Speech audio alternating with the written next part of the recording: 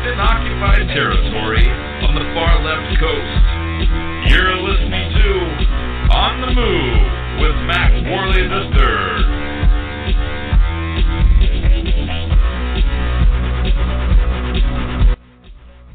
Hello, ladies and gentlemen, boys and girls, and members of the Mack. I am Mack Worley III, and this is On the Move.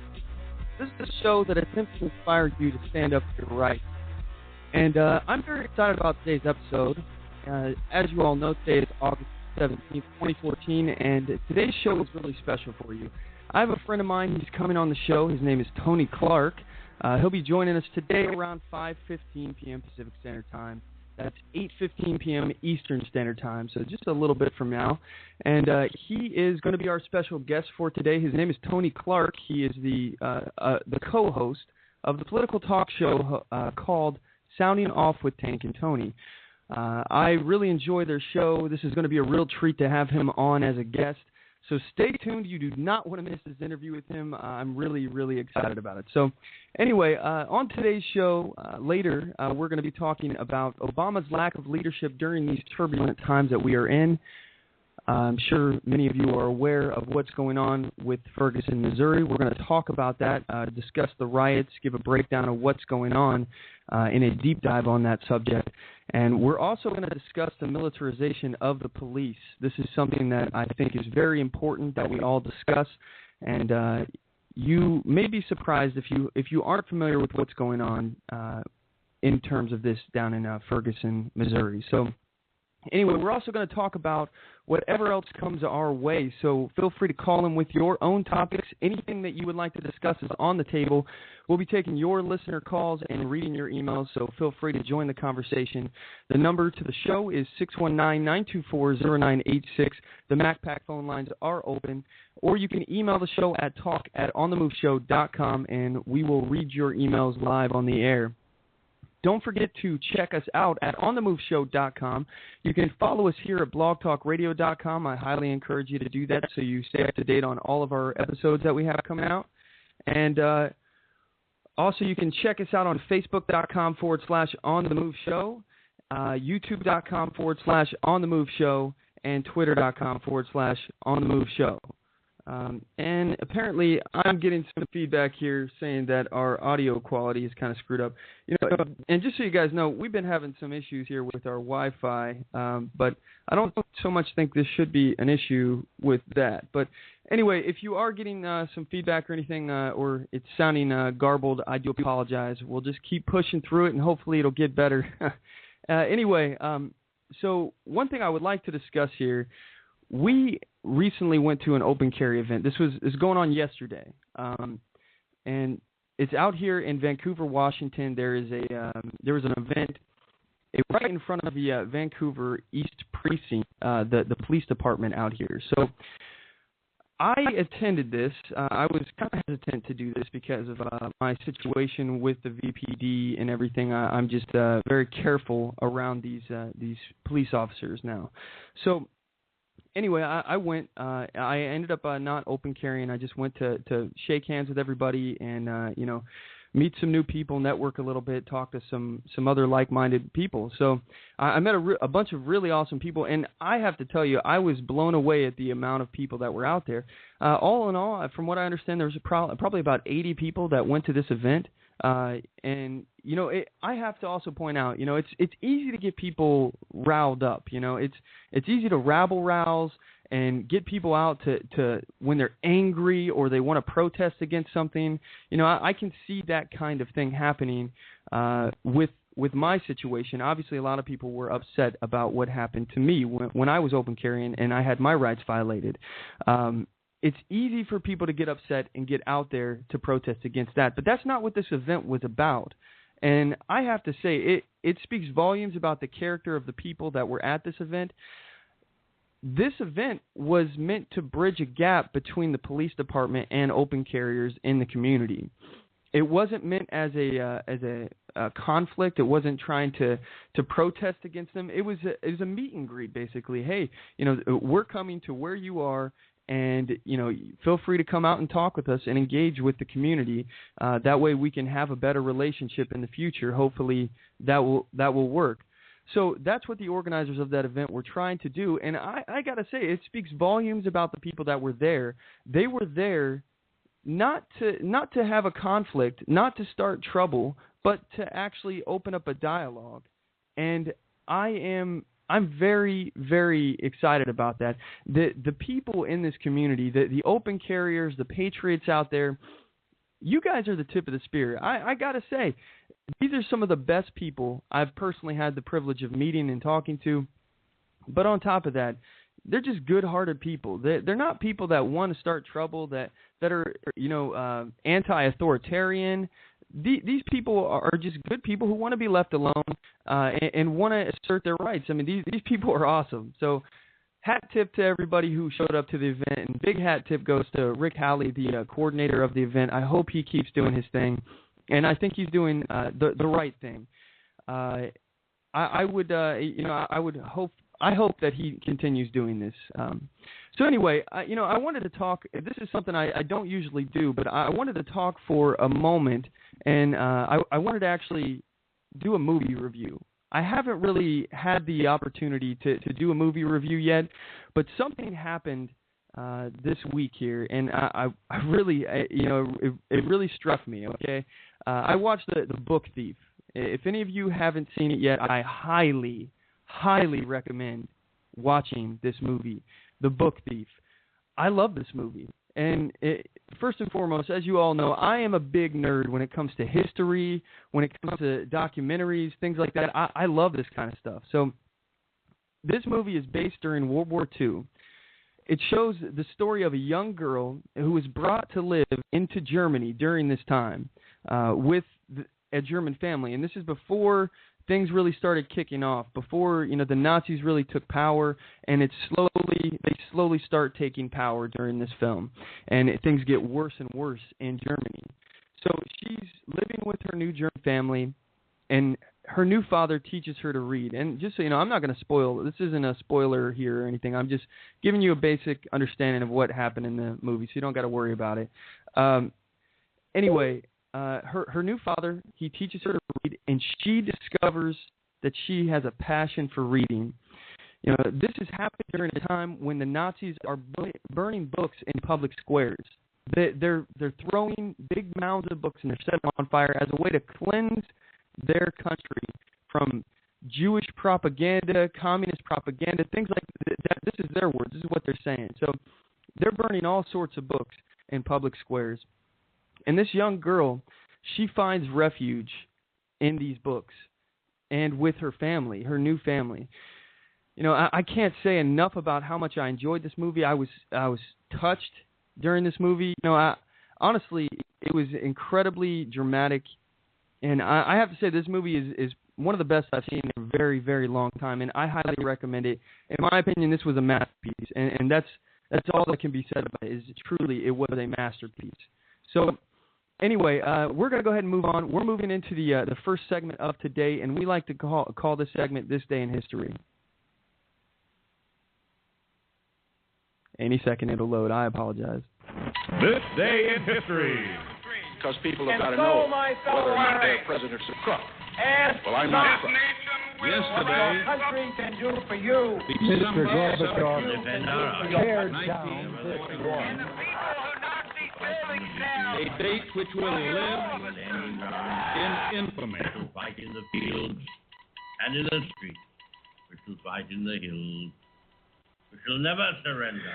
All right, on this day in history, August 17th, in 1807, Robert Fulton's North River steamboat began heading up the Hudson River on a successful round trip between New York and Albany. In 1863, federal batteries and ships began bombarding Fort Sumter and Charleston Harbor during the Civil War, but the Confederates managed to hold on despite several days of pounding. In 1943, the Allied conquest of Sicily during World War II was completed. As U.S. and British forces entered Messina. In 1945, Indonesian nationalists declared their independence from the Netherlands. In 1962, East German border guards shot and killed 18-year-old Peter Fetcher, who had attempted to cross the Berlin Wall into the western sector. Last week, we actually discussed the Berlin Wall in a little bit, And this is a really crazy point of history. I recommend that we all take a look at this part of history as far as the East German and West German Berlin Wall goes. This is a very fascinating time of history of the German people. So anyway, in 1964, Teamsters Union President Jimmy Hoffa was sentenced in Chicago to 5 years in federal prison for defrauding his union's pension fund. Hoffa was released in 1971 after President Richard Nixon commuted his sentence for this conviction and jury tampering. In 1978, the first successful transatlantic balloon flight ended as Maxie Anderson, Ben Abruzzo, and Larry Newman landed their Double Eagle II outside of Paris. In 1982, the first commercially produced compact discs, a recording of ABBA's "The Visitor," were pressed at Philips factory near Hanover, West Germany. 1982, that was the first time CDs came out. That's pretty crazy. And the first recording to ever be put on a CD was ABBA. That's comical. Anyway, in 1985, more than 1,400 meatpackers walked off the job at the GOA Hormel and Company's main plant in Austin, Minnesota, in a bitter strike that lasted just over a year. In 1987, Rudolf Hess and the last member of he was the last member of Adolf Hitler's inner circle. He died at Spandau prison at age 93, an apparent suicide. That's horrible. It couldn't happen to a better guy. Anyway, man, maybe I'm a little cold-hearted here. I apologize. Anyway, in 1999, more than 17,000 people were killed when a magnitude 7.4 earthquake struck Turkey. Wow, that's absolutely horrible. So anyway, we're moving on, guys. If you would like to join the conversation, give us a call. The number to the show is 619-924-0986, or you can email the show at talk@onthemoveshow.com. Anyway, at this point, we're going to cut to a quick commercial break, and when we get back, we're going to be joined by our guest, Tony Clark. Again, he's the co-host of the show, Sounding Off with Tank and Tony, and it is our absolute pleasure to have him on today. So don't go anywhere. We'll be right back.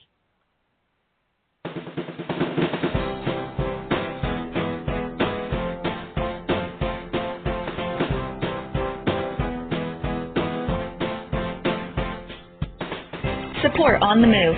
Help us make this podcast bigger and better. You can do this by going to our store and purchasing one of our hundreds of products. All designs are original and made for patriots like you. Just go to cafepress.com/onthemoveshow. We appreciate your support.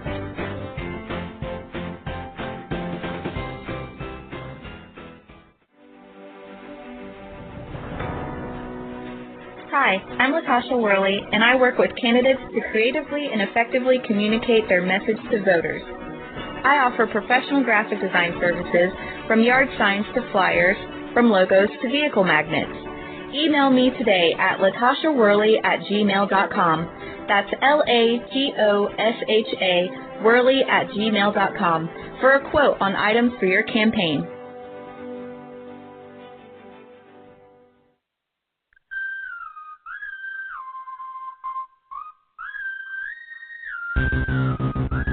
Broadcasting from deep within occupied territory on the far left coast.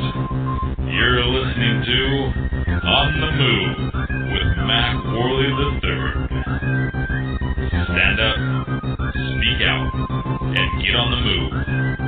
And now your host, Mack Worley III.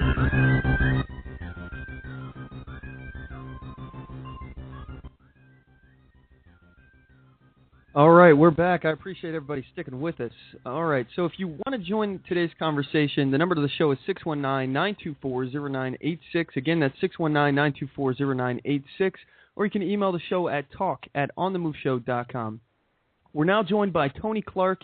He is the co-host of the show, Sounding Off with Tank and Tony, and he's on the line. You there, Tony? I'm here. All right, awesome. So, first things first, I want to first just talk about the move that you guys just did, because you guys moved from Blog Talk Radio, and you're now over at Uncle Sam's Misguided Children. Can you talk a little bit about the move that you guys had and where people can find your show at now?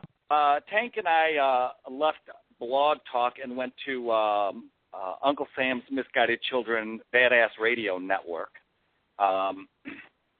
Tank was having we were having issues with Blog Talk, and we just got, we were working with a couple other networks to try and get a little bit bigger, and we just wound up out of the blue, got a Skype call. Hey, you know what? Show up Friday, do your show. I said, here's the deal. I don't want somebody telling me what I can and can't say. I'm a grown man. I've earned the right to say my bit. And he said, no problem. I've listened to your show. I don't have a problem with anything you guys do. Just come on here. So we increased our listenership substantially. Their, numbers are fairly large. So Absolutely. yeah, it was a nice step forward. Yeah, I was actually pretty excited about the move there. Are you guys going to be doing like a video podcast as well? I from what I understand, Uncle Sam's Misguided Children, there is some video podcasting that goes on there as well. Are you guys planning on doing something like that? Yeah, that's down the road. We actually want to have a show style like, I hate to say another person's name, but on broadcast TV on Fox. We're going to do a show like that where it actually shows us doing the show. Like the DJs when they changed the rules, the FCC changed the rules and said, hey, you're freedom of speech, shock jocks, I don't care what you call them, it's a violation not to have them on the air. And that, since its inception, we've seen the likes of people like Howard Stern and Rush Limbaugh and Glenn Beck, come through the ranks doing what they couldn't do before. And I ultimately, we want to get to the point where we're bigger. We actually, our last show, we had, not the last show, but the show before it, we had as many listeners as a host on MSNBC. So you had about 3 or 4 listeners then? Well, we checked the Nielsen ratings and we saw what their numbers were, and we went, hey, we have more listeners than them. Right on. Yeah, that's pretty awesome. Yeah, one thing I like to give MSNBC a little crap because the ratings have dropped significantly, and I think this is showing a shift right now. And I've talked about this with several people. I honestly do not believe in mainstream media anymore, and I think that we're in a time right now when we're seeing a big change in the dynamics here of people, of what they're doing, how they're getting their information. For example, I don't even have cable. I don't have TV. I don't check out news. I get all my news from the internet, and I think that a lot of people, especially in my generation, the millennials out there, and people younger than me, I'm at the tail end of the millennials. I barely count. I was born in 1985, so people that are younger than me, they don't even understand what it used to be like as far as watching your local news to get the news late at night, or even checking out TV shows on these news networks like MSNBC or Fox News or things like that. They don't do that. They get all of their stuff from the internet, and I think now it's an amazing time, honestly. We don't need to do the things that we used to do. I think stuff like Uncle Sam's Misguided Children and other people out there that are doing podcasts and creating their own networks and things like that. This is the future right here. This is the tip of the spear. This is, I think, what's going to be the future for broadcasting anyway. What are your thoughts on that? Oh, I'm with you wholeheartedly. I'm a generation older than you. I'm actually the tail end of the baby boomers. And when we were young, my dad came home from work, he put on the local news and then the nightly news with either Peter Jennings or Tom Brokaw or Walter Cronkite. We heard Paul Harvey.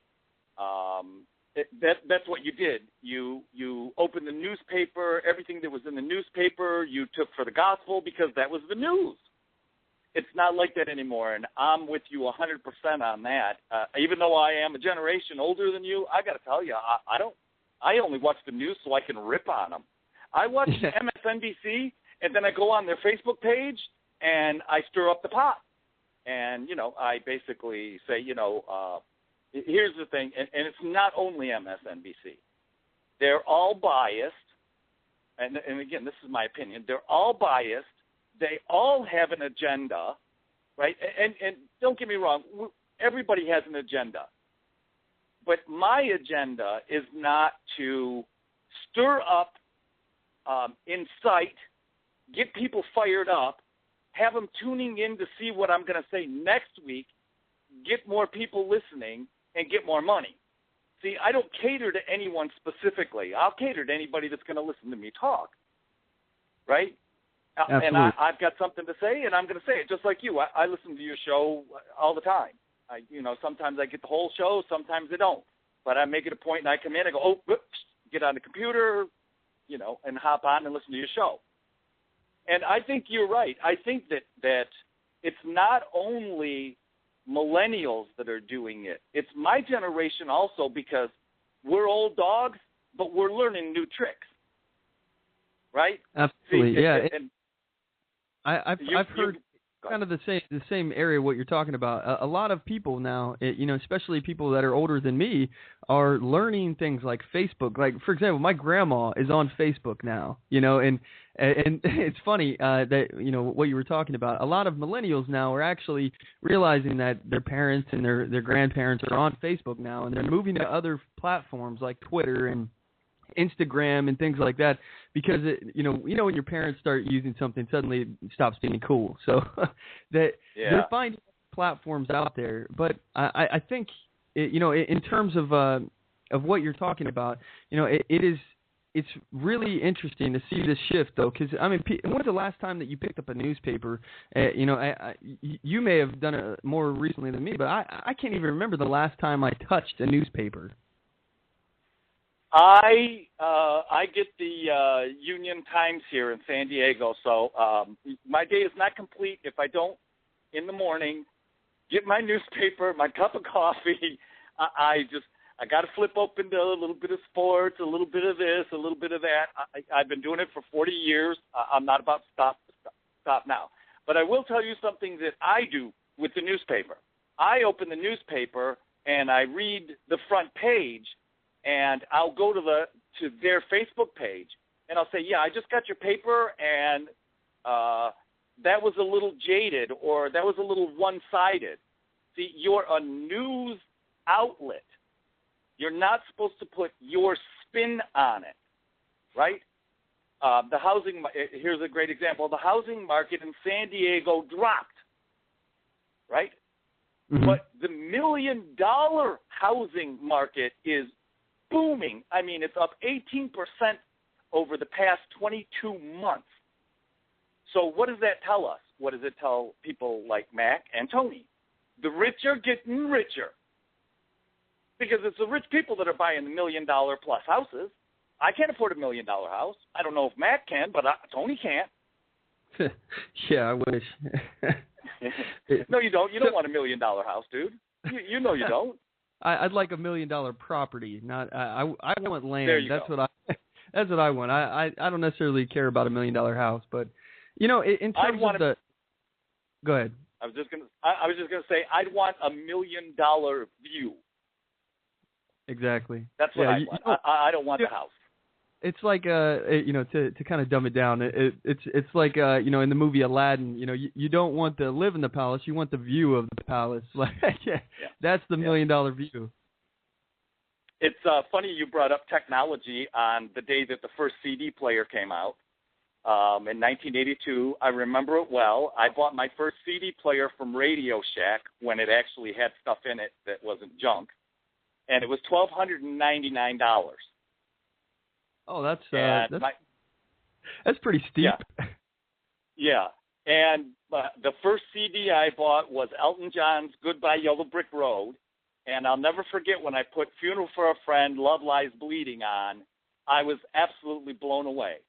Now, that was 1982. This is 2014. And before I called in, I was still listening to my CD player.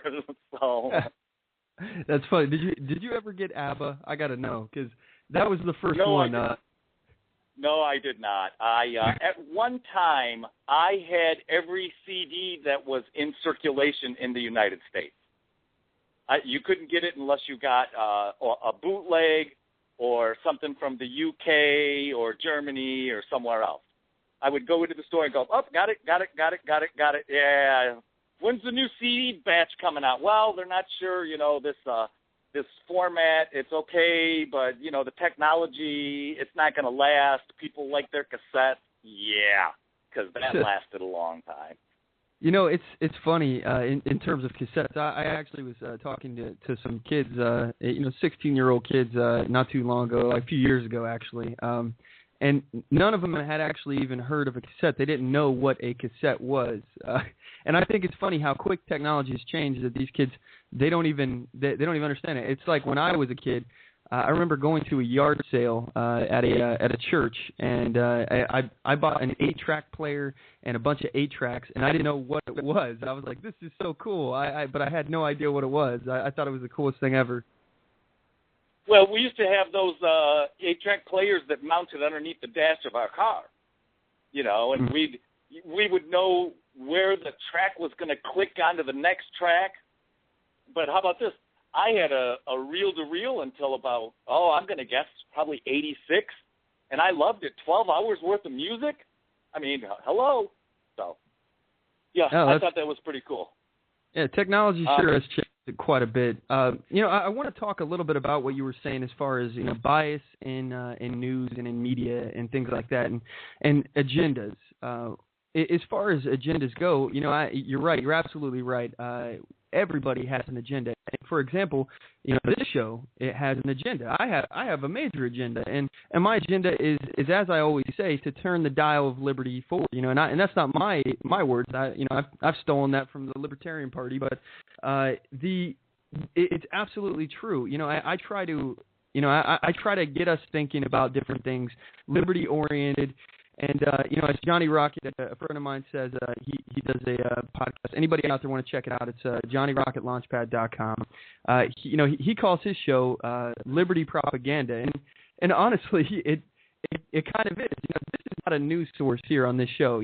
This is an opinion show. I'm giving my opinion, and we're having conversations about it. Nothing I say is necessarily gospel. And I hope that everybody fact checks everything I say, because you keep me honest, and you shouldn't be taking anybody for gospel, because there's so many resources now you can check. Make sure you fact check what people say. That is, I think, a very important lesson that we all should be learning. Yeah, Tank and I tend to vet our stories a little bit more. I don't want to get busted out and lose credibility. So I tend to I take news. Everybody gets their news from the same source, UPI or the Associated Press. It literally comes across. Everybody takes it, they read it, and they put their spin on it, and they deliver it. So every news story that you hear that is broadcast, transmitted, however you have heard it, there is an iota of truth to it. But take it a little farther, and by that I mean sometimes we'll do 2-3 sources deep. Sometimes we even call the people and say, hey, I just read this, and I'm having a hard time buying it. Well, that's not exactly true. But you're right, because all too often people have the tendency to believe those that they trust. A great example for me is I quit watching Bill O'Reilly Super Bowl Sunday interview with President Obama. I think Bill O'Reilly could have busted him out when he asked the president if there was any corruption in the IRS, and the president said not a smidgen. O'Reilly already knew there was corruption, already knew there was a reason that Lois Lerner had pleaded the fifth illegally. See, the sergeant at arms should have arrested her for contempt of court at that point. She can't say, I've got nothing to hide, and I plead the fifth. No. You can't do that. And the great example of all of that is O'Reilly knows this. The president is sitting across from him, and he could have busted him out. And I'll tell you what, Bill O'Reilly didn't have the moxie to do it. Bill O'Reilly let the same problem with everybody else. They let money dictate what was going to happen.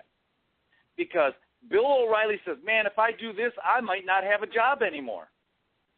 Right?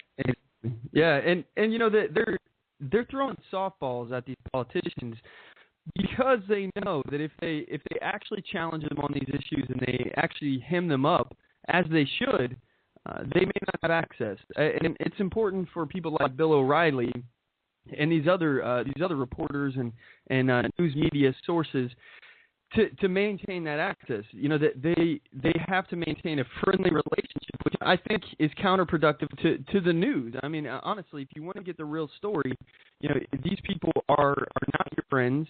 They don't have to necessarily be your adversaries, but you can't maintain a friendly relationship with somebody who you're trying to expose. That's exactly my point. If you're months before this interview, Bill O'Reilly is, and Fox is, making sure that the American people know that Bill O'Reilly and Fox News have an exclusive interview on Super Bowl Sunday when, you know, there's around the world there's 500 million to 600 million people watching this thing, you know, almost twice the population of the United States. And given that the president had ripped on Fox News on a regular basis, where he actually, in groups, President O'Blabla has said, you need to quit watching Fox News, right? So all of a sudden he does it, and I'm like, oh, man. And you're right. It wasn't a softball, though, Mac. It was a blooper ball. They threw blooper balls. Yeah, it's pretty ridiculous at what these reporters are doing. There's questions that have to be asked, and I don't feel that they're being asked. These reporters and the news media nowadays is not a fair representation of what journalism used to be. I was reading an article, I think, last week, and it was talking about, you know, what the Watergate scandal would be like if it happened now. And I think they hit it right on the head. As far as, you know, Richard Nixon would claim executive privilege on all these documents. There'd be a lot of congressional stonewalling, and basically the media would cover him because right now the media is covering our president. So if that was happening now, the media would totally be backing up our president and not reporting, not asking the correct questions, and not getting to the bottom of this, and basically just covering it up with other bogus news stories that aren't really that important. Well, It wouldn't even be a blip. It would be broadcast on the news Friday at 6 o'clock, so you'd forget about it by Monday morning. Because I'll tell you what, Woodward and Bernstein were very credible investigative journalists for the Washington Post back in the day. Okay? We were just starting to learn about the negativity in presidencies at the time. Richard Nixon wasn't very popular with his Congress, and there was a little bit of skewing even back then. But you're absolutely right. There wouldn't even had to. I don't think there would have even had to have been stonewalling. I think it would have been a blip on a Friday and it been over Monday. Oh, he bugged somebody. I mean, look, the President of the United States bugs the Chancellor of Germany, Angela Merkel, and what does anybody do about it? Everybody says, hey, it's our job. We got to listen to everybody. No, we don't have to listen to everybody. So I don't even know if it would even made the paper. It might have been mentioned on, you know, the liberal TV side or something. But, you know, your point is exactly 100% correct. Well, you know, if it would have happened. Go ahead. No, I was just going to say, yeah, if it would have happened, nowadays, are you kidding me? Yeah, absolutely. And I think that a lot of people are waking up to this. The fact that the media is not covering the real stories, and the stories that they do, they get buried. They're not front page coverage anymore. They get buried, like you said, in a Friday news cycle. And I think part of it has to do with the lack of attention span from the American people. I think it's so easy to get caught up in other stories that are going on, especially if you're a news junkie like myself.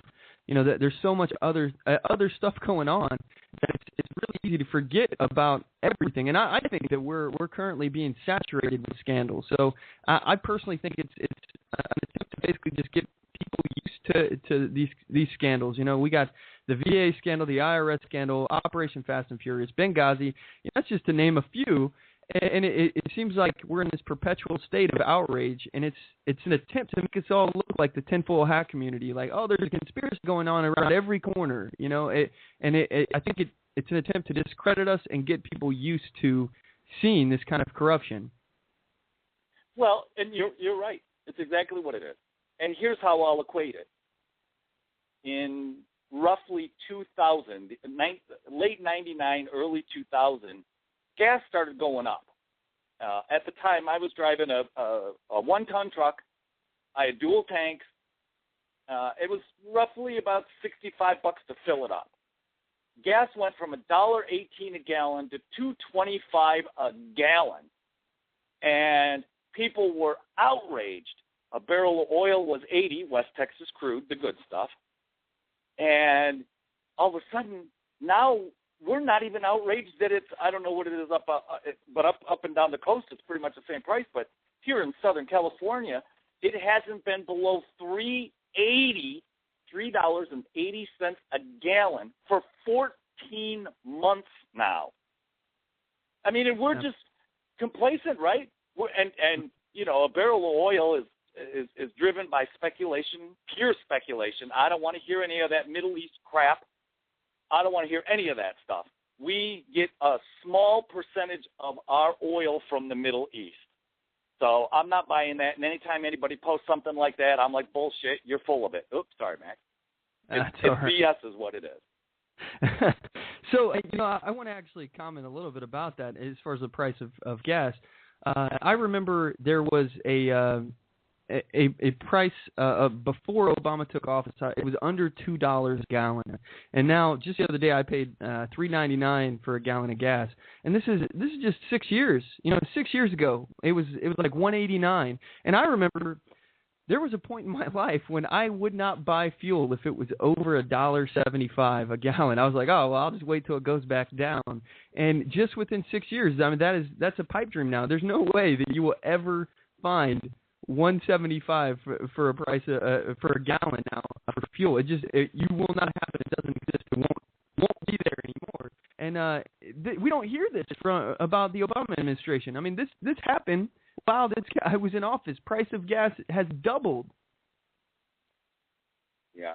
Well, you're right. People have got accustomed to paying for it.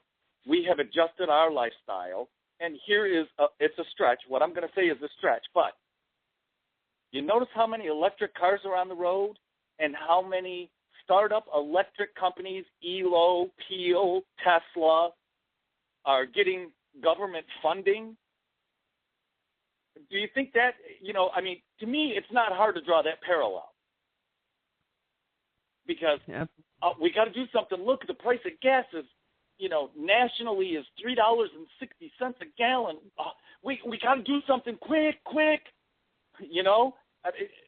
The thing for me is I know this is also your agenda. You've said it already, but it's my agenda is to say, wait a minute, that's not entirely true, people. Here's the real story behind that. And I got a couple of things I never talk about movies. The last time I saw a movie, are you ready, was Forrest Gump in the theater. Wow. I'm not paying $12 or $50. It's probably $17 here in Southern California. I have a big TV. I have Netflix, Hulu. I got all that crap. I don't even know how to use it. But I got all that stuff. But I did happened to watch God's Not Dead. Just because. And I've got to tell you, I don't care if you're atheist, agnostic, I don't care what you are. It is a fabulous movie. Did you ever see the Scopes Monkey trial? No, I haven't seen that yet. It's old, Fonda, and it's about Darwin's theory of evolution. And it's the debate about it. It's the intensity about it. It's a very level-headed movie about Darwin's theory of evolution. When it came out, people just railed, oh, that's not true. Well, it was entertainment. And for the pure entertainment of it, it's a very good movie if you like to debate. I'm not talking argue. I'm talking debate, right? Because this takes place in Ohio, and it was based on a court case. It was a teacher who taught the theory of evolution, and he got fired, hence the Scopes Monkey trial. But God's Not Dead was eerily close to it, even though it didn't have the evolution aspect of it. It was basically a teacher who said, if you believe in God, I'm going to flunk you in this class. And a kid doesn't accept that.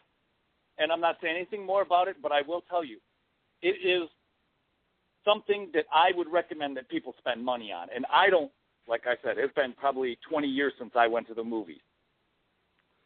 But good flick, well worth watching. I haven't seen that yet. I'm going to have to put it on my list of movies to watch, especially being that you gave it such a good review. You know, one movie that I actually just recently watched, and I highly recommend that everybody check it out. It's called The Smartest Guys in the Room. It's a documentary about Enron. Right.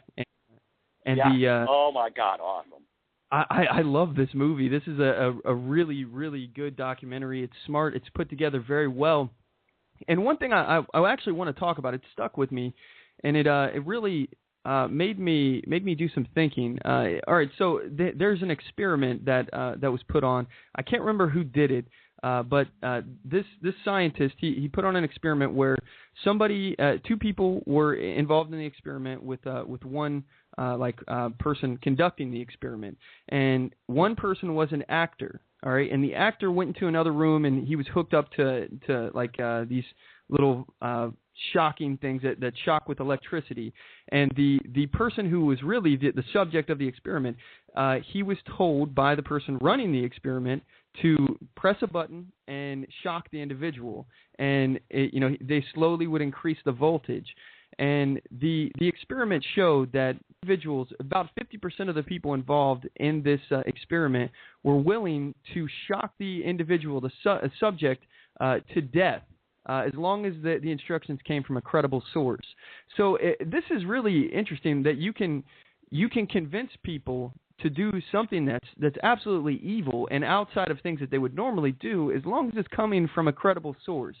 And I know this is kind of off topic, but I think that really opened my eyes about the psychology of people and how much faith that they put in authority figures, government, and things like that. People trust people that are coming from credible sources, just like news and things like that.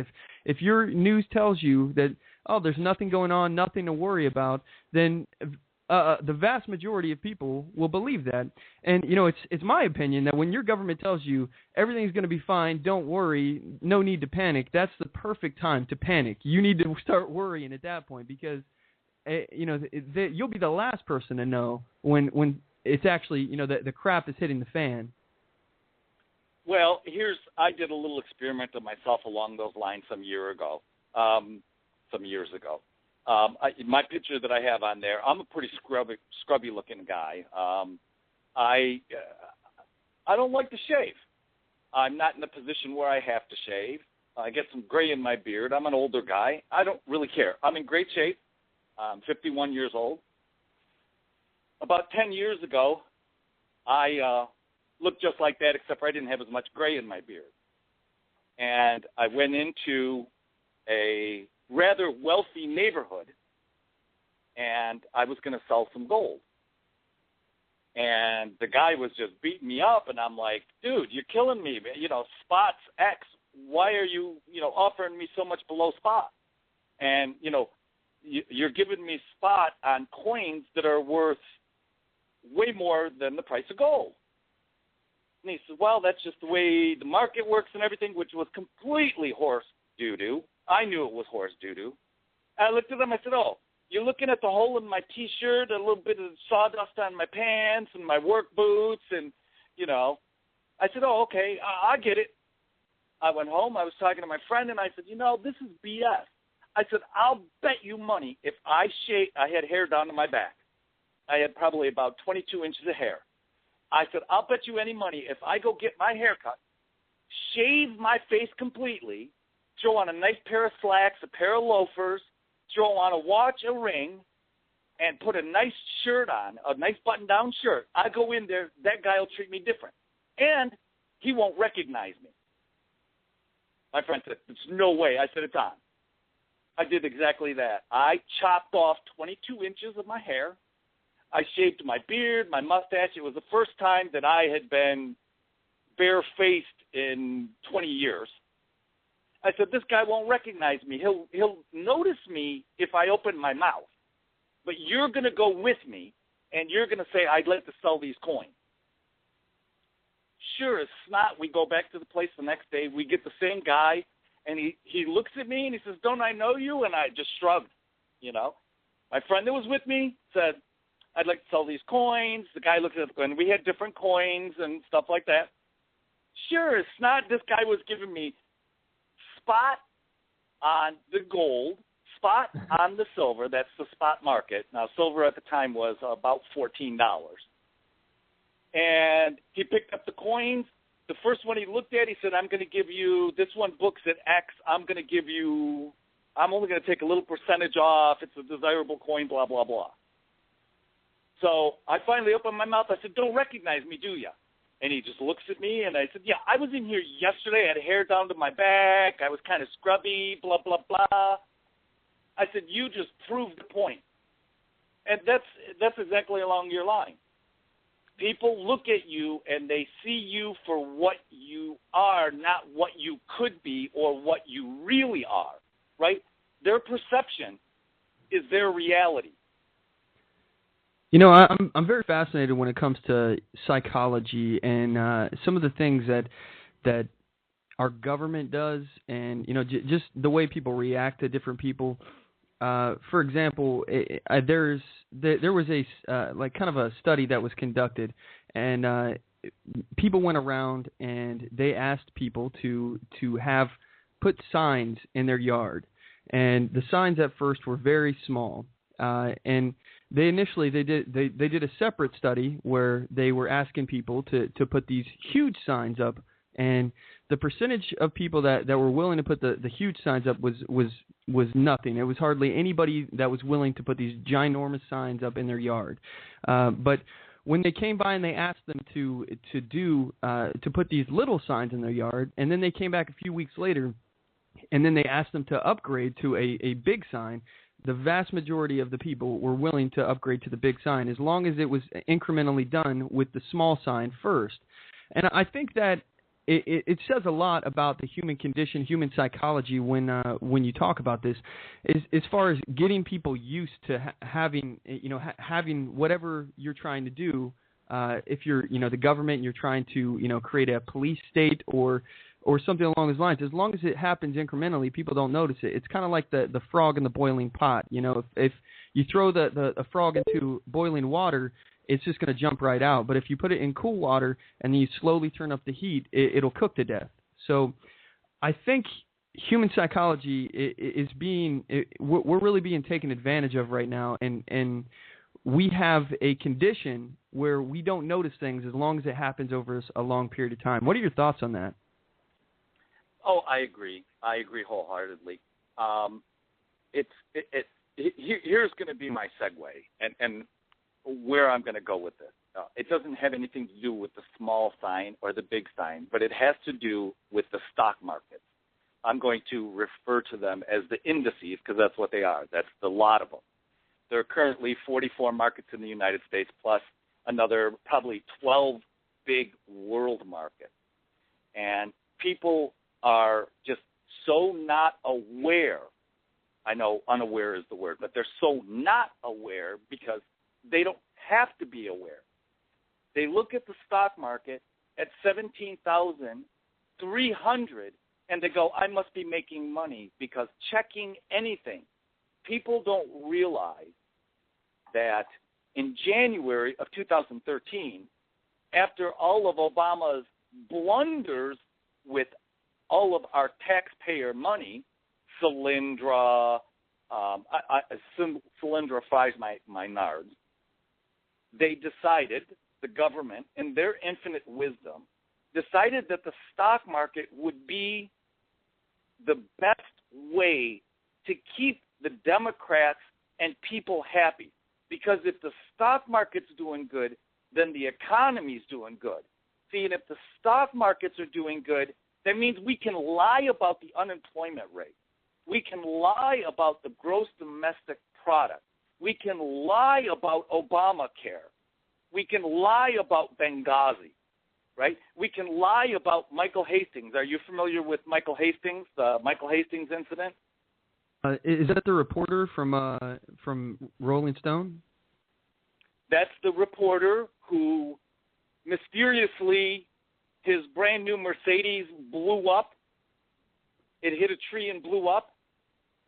And I had pictures for a long time where you could see the burn mark approximately 40 feet before the tree. That people heard the explosion and then heard the crash. Now, none of that's documented anywhere. But, see, we're accustomed to that because we're accustomed to, somebody, no matter what Mack says or what Tony says, there's some liberal out there that say, you're a racist. Because that's their fallback on everything. To get back to the stock market, President's sequester was to dump approximately $88 billion a month in the stock market. Now, what did that do for small-time Americans who had money stashed that were afraid of the stock market? You know what they did? They said, oh, my gosh, if the president is putting $88 billion a month in the stock market, I better take my money out from underneath my mattress, and I better put it in the stock market. Not realizing that if you had money in the market in 2008, to this day, the close of business Friday, you are lucky if you are even from where you were in 2008. Taking in the rate of inflation, you're lucky if you're breaking even right now. And you're talking to somebody right now who is at the break-even point on stock that I've had since 1982. No, why you can, honestly. It's to tell you the truth, it's a small amount. I got out of the market about the third month of the sequester I got out. March of 2013, I took everything except for that stock.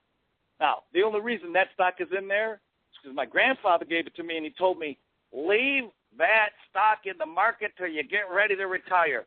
Don't do like these young whippersnappers do. They put their money in here, they take it out, they put it somewhere else. Yeah, my grandfather's rolling in his grave right now because my grandfather was a very shrewd man, and I'm sure that he would have taken it out in probably about 1994 or 95. Mm-hmm. However, the sequester is still happening. We have put approximately $1.5 trillion, that's $1.5 trillion in the stock market. Now, that keeps the stock market hyperinflated. Now, when they originally put the money, the sequester, into the markets, they said when the unemployment rate drops to 6.9, not if, mind you, when the unemployment rate drops to 6.9, we will taper the sequester. Well, the last government report was the unemployment rate was 6.2%. They breathed that they were going to sequester the taper, or to taper the sequester, and the stock market in 4 hours lost 317 points. when they saw that, they came out and they said, we're not going to change anything. The stock market not only wiped out its 317-point loss, but it closed the day with a net gain of about 80 points.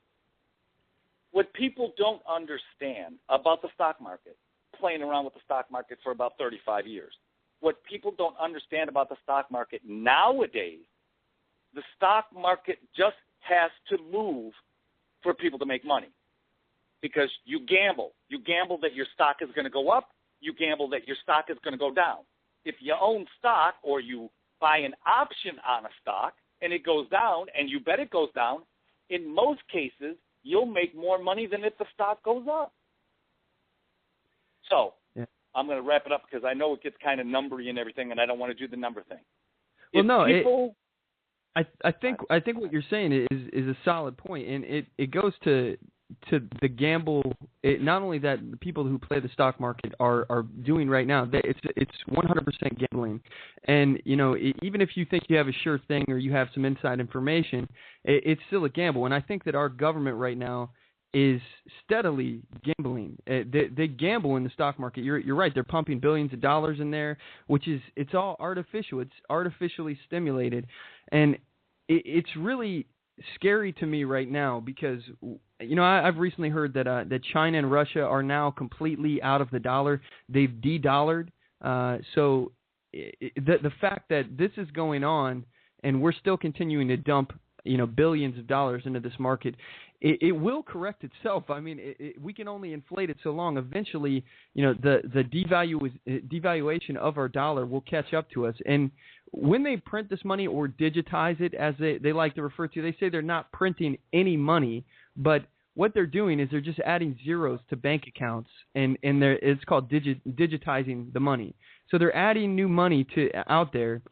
Every time that they print or digitize a new dollar, it devalues the dollar that we currently the dollars that are currently out there on the market right now. So what we have in our bank account is actually worth less and less with each dollar that is digitized, and it's really scary because eventually it's going to go to the point where this money is worthless. Once people in the world market is starting to come alive to this, and they're putting themselves in a position to where that they won't be hurt as bad. They're getting in things like gold and silver. China is one of the biggest purchasers of gold right now, and they're now getting out of the dollar. This is the writing on the wall, and I think that we all need to be very aware of this and take steps to hedge our bets, because I'll tell you, the insiders that are trading right now, they know that at some point, the other shoe's going to drop. And we're gonna be in a world of hurt, and people are betting against the American dollar. Look at George Soros. He's betting that the dollar will collapse, and this is really scary. It doesn't take much. This system seems like it's foolproof. It's too big to fail, but it really doesn't take much. All it takes is for the rest of the world to decide that they're not going to trade in oil with U.S. dollars. And we're almost there right now. But anyway, hey, Tony, we got to cut to a quick commercial break. Would you mind sticking with us for a little bit longer? Sure. All right, we'll be right back, everyone. Don't go anywhere.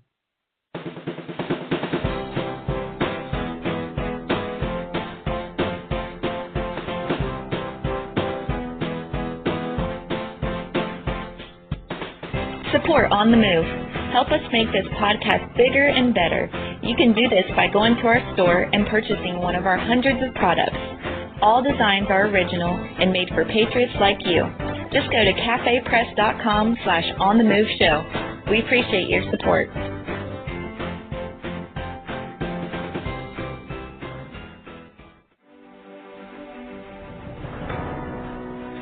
Hi, I'm Latasha Worley, and I work with candidates to creatively and effectively communicate their message to voters. I offer professional graphic design services, from yard signs to flyers, from logos to vehicle magnets. Email me today at latashaworley@gmail.com. That's LATOSHA Worley@gmail.com for a quote on items for your campaign.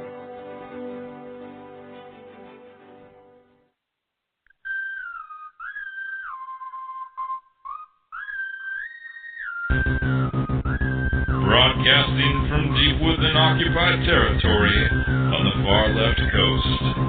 You're listening to On the Move with Mack Worley III. Stand up, speak out, and get on the move.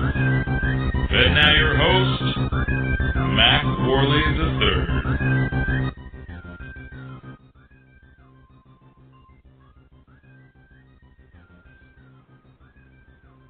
All right, we're back. I appreciate you all sticking with us. When we last left, we were talking with Tony Clark from Sounding Off with Tank and Tony, and we were having a discussion about the economy. If you want to join the conversation, the telephone number to the show is 619-924-0986. I have Tony back on the line here, and Tony, I want to talk a little bit about what's going on in the Middle East right now. We have the Israeli-Palestinian conflict that has been ongoing, and we've had a bunch of different ceasefires that have started and stopped over there.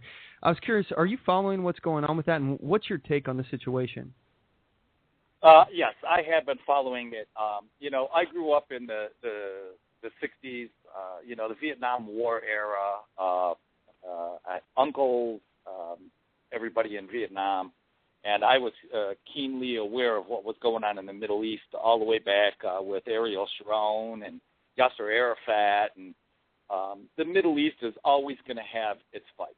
What is different about the fight now is Israel is our ally, and we are not helping them. That's Israel. The Palestinians, there's always been fights. There's always been bad blood. This is not the time for us to not get involved. That ISIS or ISIL or the hamburger dudes, what are they, Hamas? I have no respect for them whatsoever. They're an arm of the Muslim Brotherhood, which is an arm of Al-Qaeda. They're jihadists. I think we need to get involved, and I think it's ridiculous that the president, the vice president, even John Kerry are telling us, well, Hamas has got a point. No, they don't have a point. They're freaking terrorists, for Christ's sake. We've fought a war over this in Iraq. We've been all over the world. We've been in Afghanistan. We've dumped billions of dollars. What are we at, 4,000 or 5,000 lives, 6,000 lives? And now it's all flushed down the toilet for naught? Are you kidding me? I can't understand. I can't understand it. I can't fathom it. I can't wrap my head around why John Kerry would tell Benjamin Netanyahu that he should suggest and accept a ceasefire. And the first time he does, what does Hamas do? 72 minutes later, they bomb him. What did they have? 3,500 rockets launched at him? Yeah, it's despicable. It seems to me that Hamas uses ceasefires as a way to sneak attack. I mean, honestly, these tactics that they use are obviously, a ruse. Any attempt for peace talks is just a way so they can get some time to reorganize, restructure, and then get back out there and start attacking again. I don't think that you can negotiate with these people. And I've talked about this before, and honestly, I've seen so many different people talking about how they support Palestine and all of this. In fact, I saw a bumper sticker the other day that said "Free Palestine," and to me, when I look at that, I feel like I'm now being identified. I see who now is the village idiot, and I apologize for you out there that actually support Palestine. I know you may disagree with me, but it's so simple. And I know I've talked about this, and I'll continue to keep beating this dead horse, but you can't negotiate with somebody who wants you dead. Hamas is a known terrorist organization, and the fact that we have leaders in our government saying, hey, you know what, they have a good point, that to me is a little bit concerning. Honestly, we need to be very aware of what our leaders are saying. But this is a known terrorist organization that uses its civilians to defend its military. And I made the distinction last week that Israel uses their military to protect their civilians, which is the exact opposite of what Hamas is doing. These people in their charter, and again, I've said this over and over, in their charter they said that the day of reckoning will not come until all of the Jews are dead, and the Jews will hide behind the stones and trees, and even the stones and trees will say, hey, come and kill the Jew that's hiding behind me. This is in their charter. This is the founding document of this terrorist organization. You can't negotiate with these people. These people want Israel dead. They don't even recognize the right of Israel to exist, let alone the right of the Jews to be alive. You can't negotiate with these people. I think that it's, you're a news junkie. I know you are, and I am also a news junkie.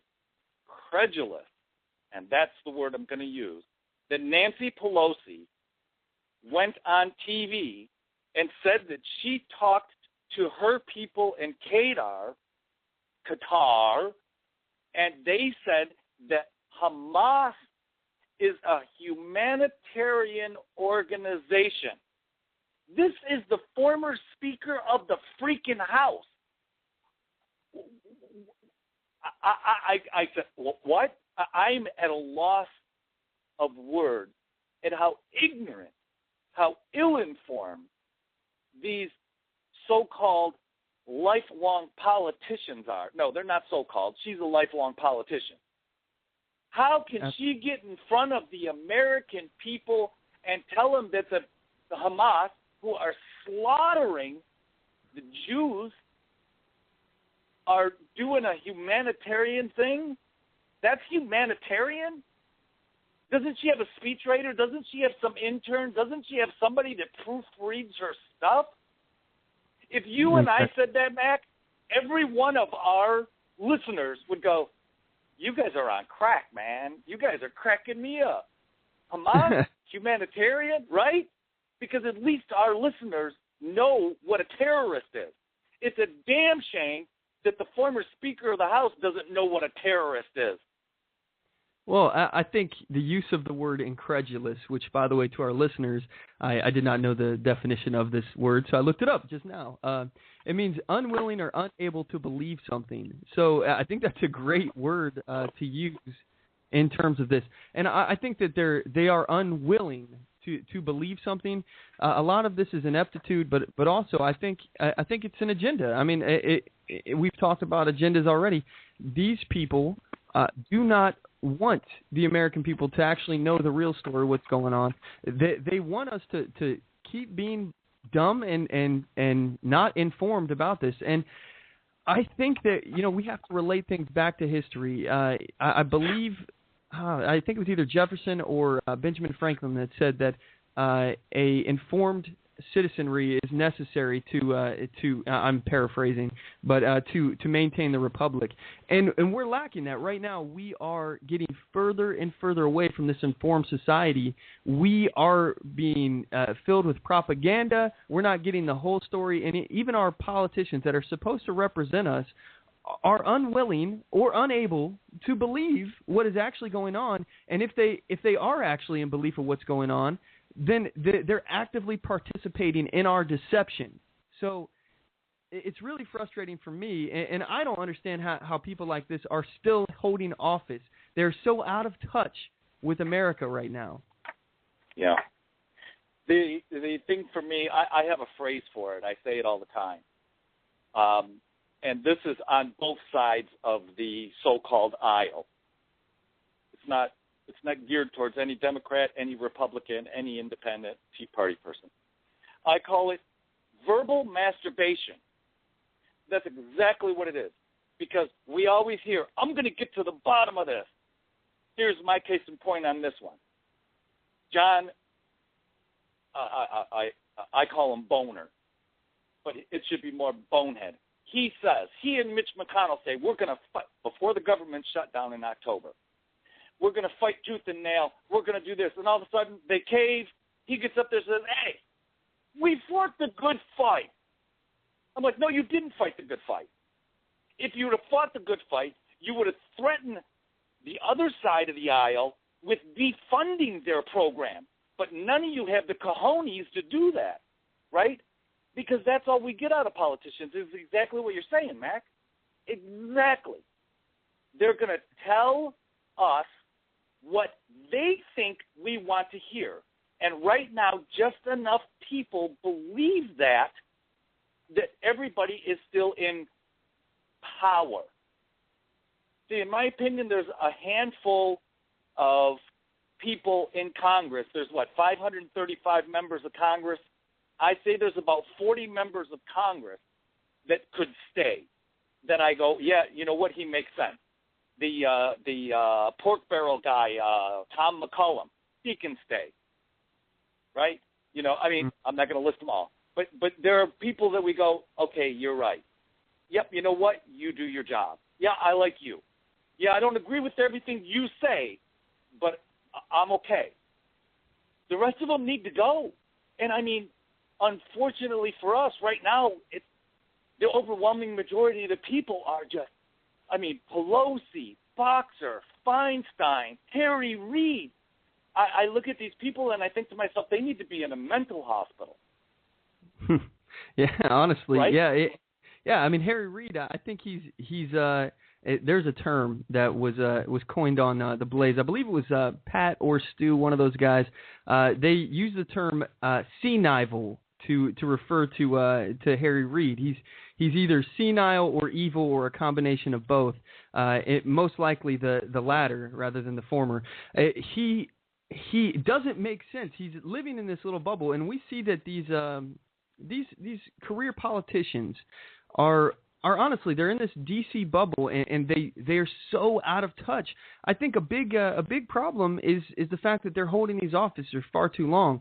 And you know, even Benjamin Franklin was a proponent of term limits. I think that this is something that we need to take a serious look at. Somebody who's in Congress for 30 years has absolutely nothing in common with the average American person. And I believe even the liberal Orrin Hatch once said that he's never met a person who came out a better person after being in D.C. It changes these people. They get corrupt. They get part of the establishment, and they start making their decisions based on politics and not principle. And I think that is a hallmark of what's going on right now. This is all about people's political interest and not about what they believe or principles or even ideological philosophies. This is about what is best for their political party. How can we hold more power? How can we have more control? And there, even on both sides of the aisle, there's not going to be a push for term limits. And it's just like these congressmen are in charge of their own raises every year. Of course, they're going to vote to give themselves more money. Why wouldn't you? If I had the ability to vote to give myself more money, I'd vote to give myself more money too. You know, but the only problem is this is coming out of taxpayer dollars. You're taking money from people who really are the ones that should be deciding. In fact, you know, being that Congress's approval rating is so low right now, I would love to see the American people every election get to vote on whether or not Congress gets a raise or if they get a decrease in salary. Yeah, I agree. Go ahead. Oh, go ahead. Oh, okay. No, the thing for me, the thing for me is the number of Congress approval. What is it? 9%, 10%. If you, and I've done this, if you were to go out, not everyone, if you were to go out and ask people specifically, how do you think your congressman's doing? I'm in Daryl Isa's neighborhood. I've been invited to a couple of his functions, and then I'm like, I think I'll go up there and hang out with some Republicans, and I'm probably going to hate them because I'm not really a Republican. I'm a conservative. And I'm not even sure if I'm that anymore, given the label that's put on conservatives in the United States as terrorists by the president. But I don't care. They want to call me a terrorist, knock themselves out. So if you go out and you ask them, I talk to people all the time. And, how do you think Feinstein's doing? I think she's doing a great job. How do you think Pelosi's doing? I think she's doing a great job. How do you think Isa's doing? I think he's doing a great job. Right? If you ask people, and the rare people that know who their congressman, congresswoman, senator, along that line, because people are just ill-informed or uninformed. But if you ask them, they'll tell you that yeah, all of them suck except for mine, right? They all suck swamp water. But my senator's doing a great job, kind of misleading. Well, I think that most people don't actually even know who their representatives are, I think it's very telling that, how do you disapprove of somebody that you don't even know exists? That to me is something that we all really need to pay attention. It blows me away at the lack of information out there. That there's so many uninformed voters that are out there voting just simply because they see an R or a D next to somebody's name. They don't know anything about that person or what they stand for, but just because they're in a particular party, they're voting for them. And let me just talk about my representative, for example. Right now, Jamie Herrera Butler, she's out here, and she's a Republican, mind you, okay? She's one of the few Republicans in a sea of Democrats out here in Washington State. And she's not a Republican, at least not a small government Republican. This woman voted to extend the National Defense Authorization Act and increase its powers. She voted for this. This is the legislation that now gives the president the ability to just disappear American citizens, kill American citizens simply because they're suspected of terrorism, whatever happened to due process. But this individual has an R next to her name. So she got elected because Republicans wanted her, not knowing what she's doing. There are better candidates out there, and I've talked to them personally. I know these people, and I know that many people don't support things like the National Defense Authorization Act, but yet they're still voting for Jamie Herrera Butler because they think that, we need a Republican in there more so than a Democrat. I say, get this Republican out. I'd rather have a Democrat in office who's at least going to tell us the crap that she's going to do, as opposed to a Republican and pretend like she's not going to do it, but does it anyway. Let's clear the field, get these bad candidates out of the way, and then get new, fresh, actual, conservative or libertarian candidates out there, people that are going to keep the size of government down, because the government's just growing and growing and growing, and the federal Leviathan is not slowing down. It's just expanding again and again. Well, you're right. The thing for me, and I did a street poll here in Southern California. I live in my neighborhood is not ultra-conservative, but very conservative. When the housing crisis happened in 2008, subdivision of 116 people, there were no turnovers. There were no foreclosures in my neighborhood. So these are working stiffs. I have a battalion chief down the road for the fire department. I have a couple of firemen. I have a couple of cops. I have a special ops group trainer. I have a stockbroker. You think I live in an expensive neighborhood. I don't. I am in a neighborhood where all of us don't live above our means. We live within our means. There's no new cars in driveways, no bling bling, nothing out of the ordinary. We all have clean houses, nice houses. But I did a poll here, and I asked what people thought a Republican stood for and what people thought a Democrat stood for.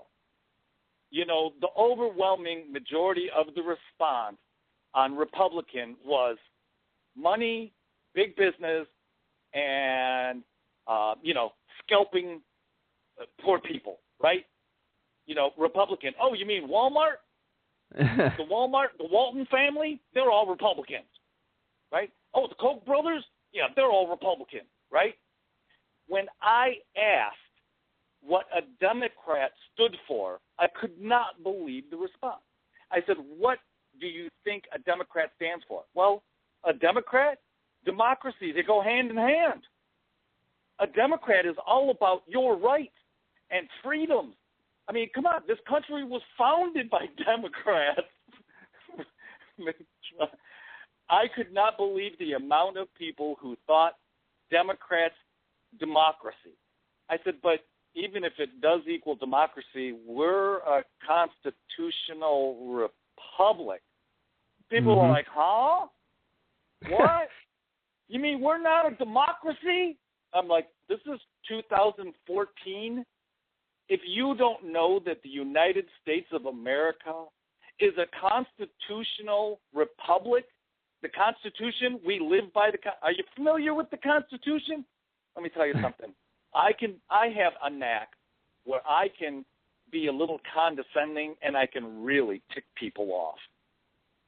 Because there's in this day and age, and you said it earlier, this day and age, there's no reason for you not to know facts, not to know reality. In this day and age, that you don't know that we're on our 44th president, that there's only 50 states, not 57, right? Absolutely. That you don't know we're a constitutional republic, that there is a Bill of Rights, that the Declaration of Independence and the Constitution are two totally different things, that you don't know common knowledge is, to me, is an abomination. Exactly. It's not like this is new news or anything. It's not like this suddenly happened and you just weren't following the news recently. You have no excuse to know what the Declaration of Independence is, or even the concept. Just by hearing the name of it, the name says what it is. You should be able to infer what it actually is based on the name alone. But yeah, people don't know. People haven't read it. They haven't taken the time out. I mean, it's not like they've had all the time in the world to do it. Granted, this document's been out for like over 200 years now. It's still new, right? Unless Sheila Lee Jackson, you ask her, and that's 400 years old. That hag from Houston, Texas, the Constitution. We've been living by the Constitution for 400 years now. Well, I was watching Twitter on when it was 2014, and people were coming out saying, it's amazing that this country's been around for 2014 years. And they really thought that the 4th of July, on the 4th of July, was the 2014th year that America was founded. It's astounding that people don't know the history. I mean, people are just so apathetic and they don't care. And I feel like I'm bashing people here, but it's true. And I've recognized this from my segments that we're doing now. It's Man on the Street, where I go out and I ask people, trivia questions and see what they're talking about. People are so caught up in what's going on in, reality TV, Kim Kardashian, things like that. And they are not paying attention to what really matters. I mean, the history of this country, for one, but also what our politicians are doing, what these people that supposedly represent us are doing on our behalf or opposed to our behalf. But they don't care. People are just apathetic and they're happy to stay asleep. And it's really disconcerting to me. But I want to talk some more about your show a little bit and give because we got to wrap this up and move on to another segment here. But I want to talk about where our listeners can find your show, specifically an address, and also I know you guys have a Facebook page and group and stuff like that. Can you give those links? Yeah, the Facebook page is Sounding Off with Tank and Tony. The page is Sounding Off with Tank and Tony, and the show is on Uncle Sam's Misguided Children Radio Network. And I'll get a link to you. I'm not the most tech-savvy person in the world. But you just go to Uncle Sam's Misguided Children. We are on Friday night at 6 o'clock Eastern Standard Time. And we're taking a little break. My partner's moving, and so as soon as she gets settled down, we'll be back and live on the air. And I'm guessing that's going to be in a couple of weeks. And we'll keep you informed and let you know what's going on. There's one more thing I wanted to talk about real quick. You mentioned that Jimmy Hoffa was sentenced to jail for skimming the pension fund. Did you find him? My dad, no. We have a little history with the Hoffa family. My grandfather knew Jimmy Hoffa and had pictures taken with Jimmy Hoffa. And I knew from a very young age the struggles that the union members went through to get decent wages, to get paid overtime, for the pregnant women not to lose their job because they got pregnant, and there wasn't a whole lot of women in the workforce back then. But and Jimmy Hoffa was sentenced and put in jail for skimming, and he wouldn't rat on who really did it because he said, "I'm not a snitch." That's why he actually went to jail, because he said, I am not a snitch.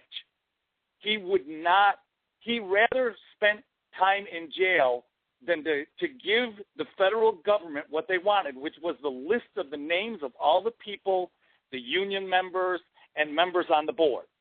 Now, back in those days, the 60s and going into the 70s, the union meant something.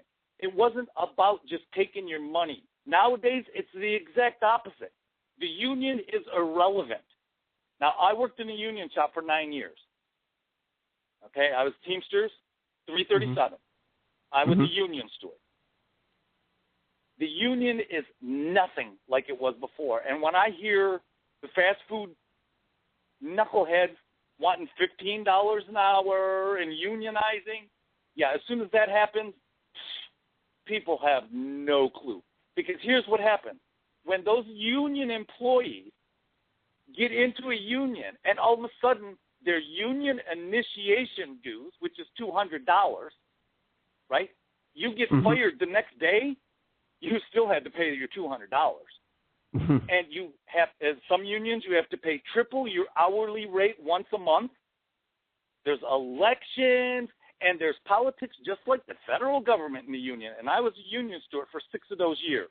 And I'm here to tell you, it is not fun. I cannot tell you how many times I was in front of my local labor relation board and the national labor relation board. Now, I met Jimmy Hoffa Jr. when he ran against that crook Ron Carey back in 1992. Ron Carey was a crook. He was skimming. We knew it. Everybody knew it. I met Hoffa Jr., and I told him, I said, hey, you know, your old man and my grandfather were running buddies. And I got to tell you, he said, you know, the union, he said, it's nothing like it used to be. He said, it's all about money now. It's about getting the money. It's about lining the pockets of people that are going to let you keep union, and that's it. And that was 22 years ago. Absolutely. You know, the unions have changed dramatically over the years. And, you know, I agree with you. The initial concept, it was a good idea. Protect workers. That's all fine and dandy, but it has changed. It's become corrupt, and it's no longer about the people in the union. It's not about protecting the workers anymore. It's about money, and it's about influence and power.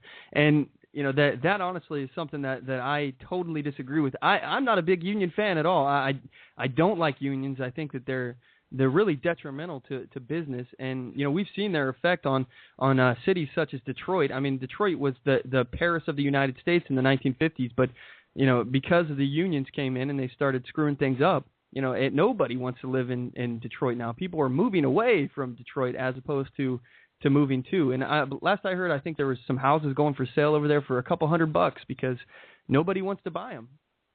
So, well, here's the thing. You're talking to a Detroit boy here. I currently own houses in Detroit. It's hard to do business in the city of Detroit, number one. Number two, you're right. It was the Paris of the United States in the 50s and the 60s. It's not only the unions, though. There was a lot of Democratic Detroit's been Democrat since 58, 57, somewhere around there, the Democratic mayor. But you're right. Here's what happens. The unions get in there. The Democrats get in there. It's not only the unions, though. Yeah, Detroit's a crap hole. But I got to tell you, L.A.'s a crap hole. Outside of San Diego here, the Barrio Logan, it's a crap hole. San Antonio, it's a crap hole. Houston, it's a crap hole.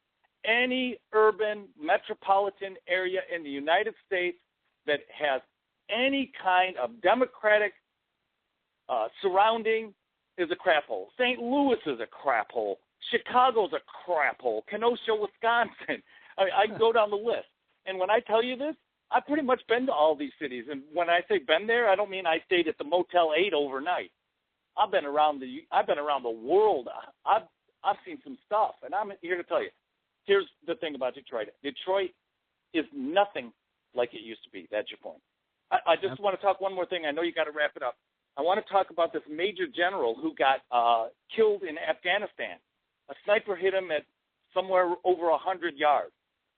The major general gets buried in Arlington the other day, and the president doesn't say boo. The vice president doesn't say boo. Chuck Hagel doesn't say boo. The Speaker of the House doesn't say boo. The Speaker of the House, you know, he's third in line for presidency. Nobody says anything. This is the highest-ranking military official killed in combat since 1969. And nobody in the federal government says boo. No representative goes to this gentleman's funeral. They don't even send somebody there. Are you kidding me? It's just so, and you know, you're a military guy. It's not easy attaining the rank of a major general, right? Absolutely. You have to have a crap ton of college. Most of them have to have some published writing. They have to have combat time.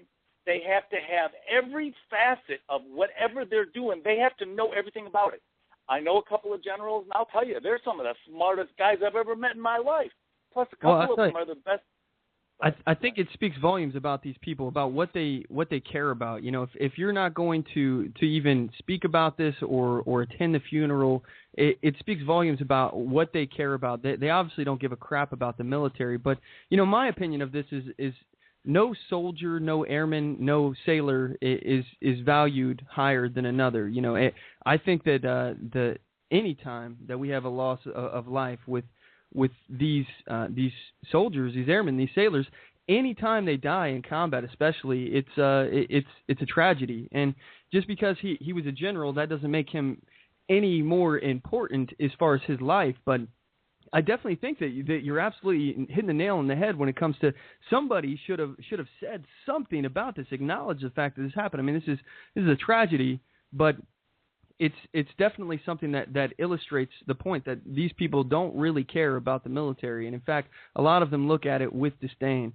But anyway, Tony, I apologize. We got to cut out here. We're running out of show. I got a lot of stuff to cover. But I really do appreciate you coming on. If you can send me a link for your guys' show, I'll post it on our Facebook page. So everybody listening out there, it's facebook.com/OnTheMoveShow, and I'll post it on there tonight after the show.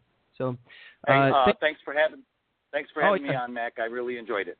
Thank you, and I really, really appreciate it, man. You guys are awesome. I love your show. I'm a huge, huge fan, and I highly recommend everybody check out your stuff. So anyway, we got to cut to a commercial. Thanks again, Tony, for coming on. And when we get back, we're going to start the next segment of the show called The Mack Attack. If you want to join the conversation today, the number to the show is 619-924-0986. We'll be right back.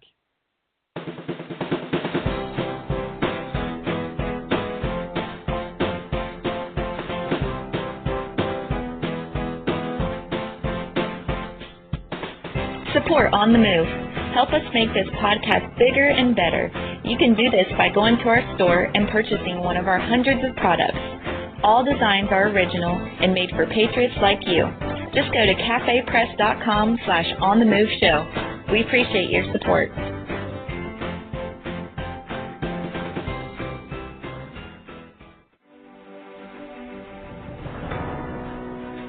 Hi, I'm Latasha Worley, and I work with candidates to creatively and effectively communicate their message to voters.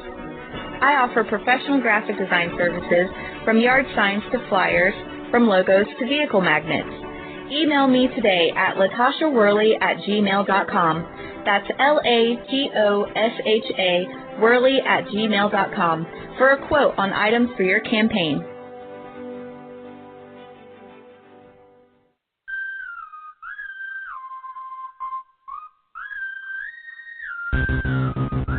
Broadcasting from deep within occupied territory on the far left coast.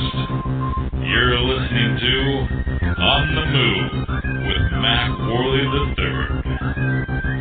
Stand up, speak out, and get on the move. And now your host, Mack Worley III.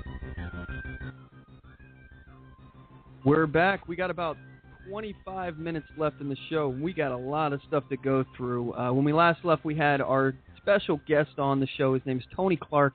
He's a co-host on the show, Sounding Off with Tank and Tony. I will post a link on our Facebook page to his show, and you guys can check it out. I'm a huge fan of them. I really like their stuff, and I highly recommend you guys check them out. So anyway, I want to enter into the next segment of the show today, and it's called The Mack Attack.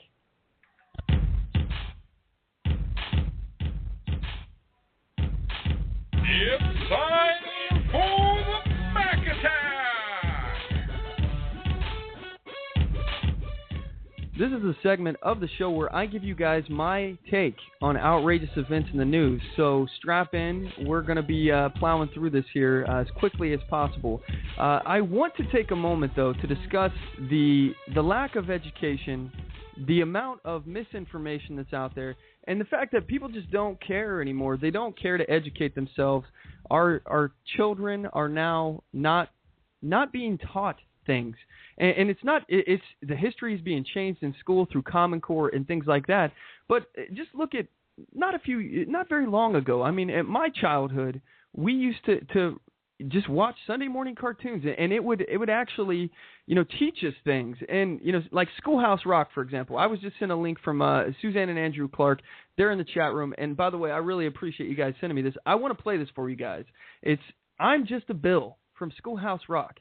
This really illustrates the difference of what we are teaching our kids now.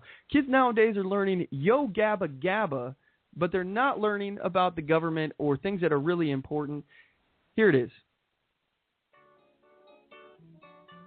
Woo, you sure got to climb a lot of steps to get to this Capitol building here in Washington. Well, I wonder who that sad little scrap of paper is. I'm just a bill. Yes, I'm only a bill. And I'm sitting here on Capitol Hill. Well, it's a long, long journey to the capital city. It's a long, long wait while I'm sitting in committee. But I know I'll be a law someday. At least I hope and pray that I will. But today I am still just a bill. Gee, Bill, you certainly have a lot of patience and courage. Well, I got this far. When I started, I wasn't even a bill. I was just an idea. Some folks back home decided they wanted a law passed, so they called their local congressman, and he said, "You're right, there ought to be a law." Then he sat down and wrote me out and introduced me to Congress, and I became a bill. And I'll remain a bill until they decide to make me a law. I'm just a bill. Yes, I'm only a bill. And I got as far as Capitol Hill. Well, now I'm stuck in committee, and I'll sit here and wait while a few key congressmen discuss and debate whether they should let me be a law. I hope and pray that they will, but today I am still just a bill.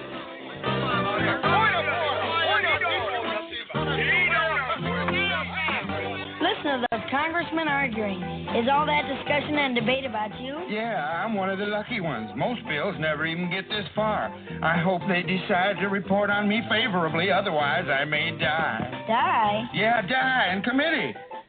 Oh, but it looks like I'm going to live. Now I go to the House of Representatives and they vote on me. If they vote yes, what happens? Then I go to the Senate and the whole thing starts all over again. Oh, no. Oh, yes. I'm just a bill. Yes, I'm only a bill. And if they vote for me on Capitol Hill, well, then I'm off to the White House where I'll wait in a line with a lot of other bills for the president to sign. And if he signs me, then I'll be a law. I hope and pray that he will. But today I am still just a bill. You mean even if the whole Congress says you should be a law, the president can still say no? Yes, that's called a veto. If the president vetoes me, I have to go back to Congress and they vote on me again, and by that time you're so By old. that time, it's very unlikely that you'll become a law. It's not easy to become a law, is it? No. But how I hope and pray that I will. But today I am still just a bill. He signed your bill. Now you're a law. Oh, yeah. So this is a difference. We used to be taught things like this when I was a kid. This is something that is not being taught. People don't care about it. People are apathetic nowadays, and I think it's very telling to really talk about history and our government. And in terms of this as well, I'm honestly not a fan of more laws. I've said over and over again that more laws are not the answer. In fact, we've got enough laws out there already. And I know I'm kind of off in the weeds a little bit, but you know what? I'm going to take us there. I don't really care. Let me just say here that when it comes to our laws that we have on books, we have a vast judicial system here that is full of these laws that people don't even know. I mean, you can be in violation of 30 laws right now and not even know about it. So, legislators are pushing more laws through every day. Do we really need more laws? It's my opinion that we need less laws. We need our laws that are on the books right now to be reviewed. I would personally, and this is something I'm stealing from C. Michael Pickens of the Washington Libertarian Party. He had the idea that every 8 or 9 years we go through and actually audit our laws. We actually vote to see on these laws, see if we want them, see if they're still useful, if we still need them. And I think that's a great idea for one. But more importantly, I also think it's great because it will bog these congressmen down and keep them busy doing other things and creating more laws. I think we've got enough laws on the books as it stands. Anyway, we're moving on here. If you guys want to join the conversation today, feel free to light up the lines. The MacPack phone lines are open. The number to the show is 619-924-0986. We got about 18 minutes left in the show. So I want to talk about everything that's going on in the world right now. The world is on fire. It seems like every day there is a new crisis, something new that's going on, and people are dying. There's riots. Cities are on fire, literally and figuratively. Terrorism is on the rise, and we see the police state growing. It's so easy to get overwhelmed. And believe me, I understand many people I have talked to, they said they're giving up. They're going to give up on politics completely. Number one, it's impossible to keep up with it all, but it's also really easy to get discouraged. And with that said, it seems like a great idea for our president to get involved, right? I mean, you would think that it would be important for our president to be the tip of the spear, on the front lines, fighting, everything that's going on, making sure people are aware, about the crisis in the Middle East, supporting our allies and things like that. But he thought it was a good idea for him to take a vacation. He deserves it, right? Right? Obama, he works hard, right? He deserves it. I mean, there's no way that any of us could possibly know the kind of stress that comes with that job. I mean, I've never been the president of the United States. Have you? Of course you haven't. So how could you possibly know the stress involved, right? Maybe not. I don't know about you all, but I don't think that it's actually that stressful. I mean, this man had time to play 186 games of golf and counting. And it seems like every other week this president is partying with celebrities at the White House, having extravagant dinners with foreign dignitaries. He's throwing fundraisers on the American taxpayer dime because he's flying in Air Force One to these locations to do fundraisers. He's found a way to actually get around the fact that he has to use his own money. As long as he goes on these fundraiser trips and he actually does something, that's legitimate, like he'll give a speech or something to a university and then he'll go do several fundraisers. Not to mention he's jetting off to Martha's Vineyard, and he's doing all of this while he's talking about how unfair America is and that income inequality is a major issue in America while he's eating quail eggs at these dinners and having extravagant parties and things like that. But we need to listen to him because income inequality is just unfair. Let's take a walk down memory lane, shall we? This president is very duplicitous, all right? He said things before he came into office, and let's see if he's matching what he promised. Here's Obama. You have to understand that if you seek that office, you have to be prepared to give your life to it. That essentially the bargain that any president, I think, strikes with the American people is you give me this office, and in turn, my fears, doubts, insecurities, foibles, need for sleep, family life, vacations, leisure is gone. I mean, I am giving myself to you, and the American people should have no patience for whatever's going through your head because you've got a job to do. And so how I think about it is that you don't make that decision unless you are prepared to make that sacrifice, that trade-off, that bargain. And I think that what's difficult and important for somebody like myself who has a wonderful, forbearing wife and two gorgeous young children is that they end up having to make some of those sacrifices with you. So, your need for sleep, leisure time, and vacations are gone. This is coming from Senator Barack Obama before he was elected. So, has the president held up to his end of the bargain? Come on, really? Absolutely not. I mean, he obviously hasn't kept his end of the bargain. But what changed? I would say that the only thing that changed was him getting elected. He doesn't have to keep his promises. He's realized that. People aren't holding him accountable. His need for sleep is obvious when you look at his schedule. I mean, this man's day doesn't start until 9 a.m. I don't get to sleep until 9 a.m. Do you guys? And this is a leader of the free world. This is our commander-in-chief, and the world is on fire. And he's sleeping until 9 a.m. And let's not forget about the 186 rounds of golf. I think that speaks volumes about the amount of leisure time this man is taking. So he's obviously not keeping his end of the bargain. Anyway, Obama was on another vacation at Martha's Vineyard, and this was going on while Ferguson, Missouri began rioting over the police shooting of Michael Brown. You know, police were shooting rubber bullets into crowds of rioters and using smoke bombs and tear gas against journalists. And what was Obama doing during all this? Well, he was dancing the night away. Apparently, the president and the first lady attended the birthday celebration of Miss Ann Jordan at an event at the Farm Neck Golf Club. This event was more important than an American city on fire, I guess. I mean, it had to have been because he was out there just enjoying himself. According to Twitchy.com, in his toast for Miss Jordan, the president quipped that he met Vernon first, but he liked Ann more. The menu consisted of surf and turf and pasta.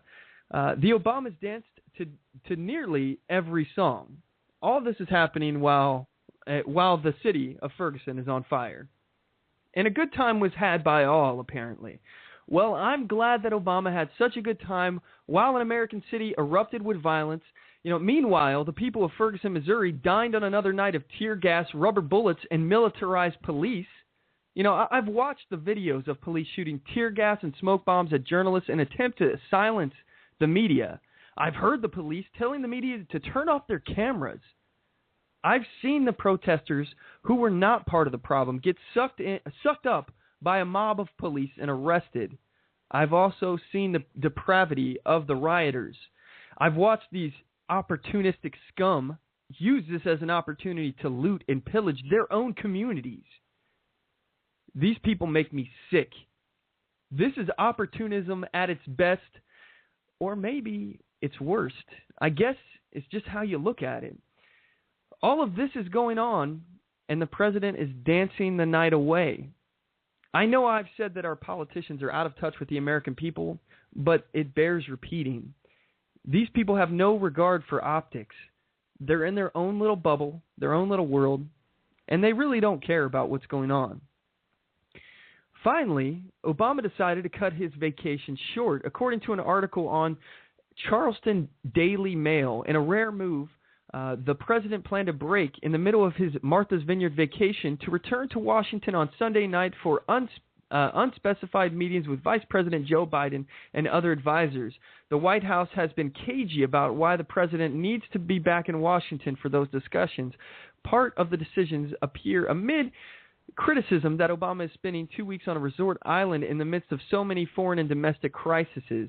So even the media here is starting to talk about this. And, you know, I think the treatment of the reporters and journalists in Ferguson is despicable. I think that it's an attempt to shut down the media. But Obama, he said this, he had a press release that came out about Ferguson, and he was talking about the situation on the ground. And I find it very interesting because he stopped his Martha's Vineyard vacation to have this press conference, and he came out, and I know it really doesn't matter what our president wears, but this man couldn't even find the time to put on a tie for this press conference. And I think that, I honestly do think it says a lot about the situation. He really doesn't care, and I know a tie is something very small and something that, most people wouldn't really care about. But this man came out with a shirt, his top collar's unbuttoned, he's relaxed. And this is a serious crisis that we're going through right now. But he didn't even feel the need to put on a dress shirt and a tie? Come on. Anyway, this is what Obama had to say. Second, I want to address something that's been in the news over the last couple of days, and that's the situation in Ferguson, Missouri. I know that many Americans have been deeply disturbed by the images we've seen in the heartland of our country as police have clashed with people protesting. Today, I'd like us all to take a step back and think about how we're going to be moving forward. This morning, I received a thorough update on the situation from Attorney General Eric Holder, who's been following it and been in communication with his team. I've already tasked the Department of Justice and the FBI to independently investigate the death of Michael Brown, along with local officials on the ground. The Department of Justice is also consulting with local authorities about ways that they can maintain public safety without restricting the right of peaceful protest and while avoiding unnecessary escalation. I made clear to the Attorney General that we should do what is necessary to help determine exactly what happened and to see that justice is done. I also just spoke with Governor Jay Nixon of Missouri. I expressed my concern over the violent turn that events have taken on the ground and underscored that now is the time for all of us to reflect on what's happened and to find a way to come together going forward. He is going to be traveling to Ferguson.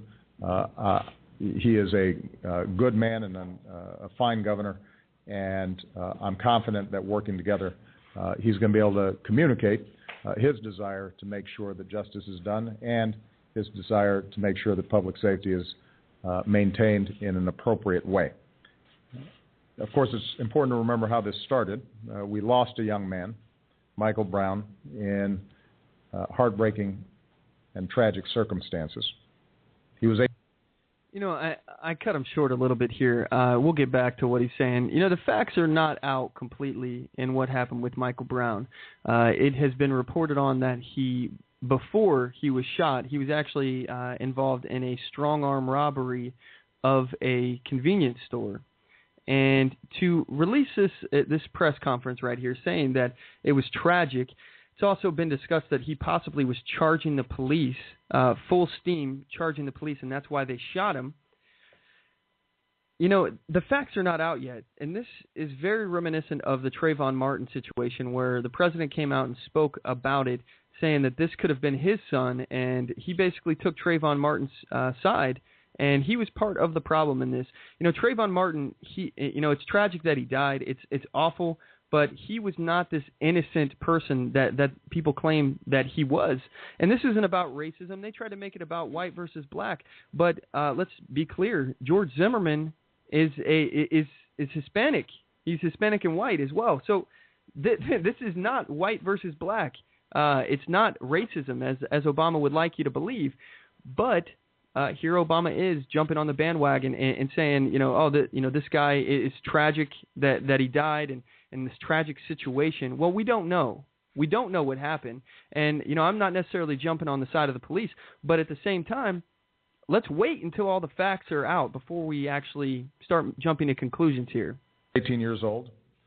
His family will never hold Michael in their arms again. And when something like this happens, the local authorities, including the police, have a responsibility to be open and transparent about how they are investigating that death and how they are protecting the people in their communities. There is never an excuse for violence against police or for those who would use this tragedy as a cover for vandalism or looting.